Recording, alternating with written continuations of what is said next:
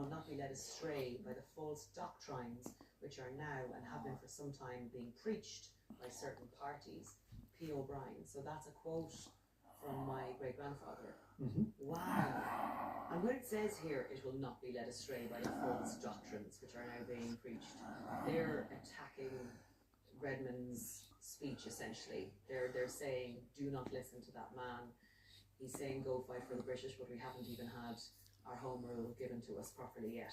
Right. So he's agreeing wholeheartedly with that manifesto, and they're unanimous in that decision.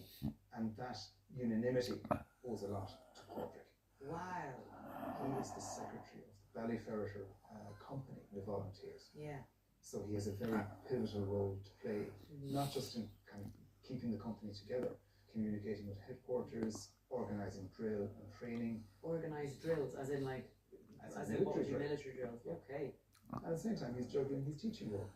Would they been doing this in secret, or would it have been okay to sort of publicly talk about, or?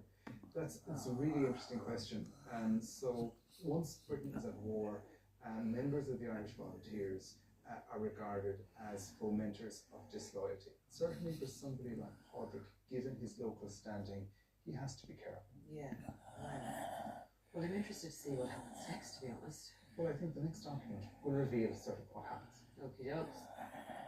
Look at this.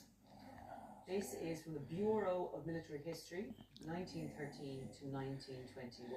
The Bureau of Military History was a national project established by the government in the late 40s and early 50s. And it went around and it took written statements from ordinary men and women. So it gives us fascinating insights. Wow.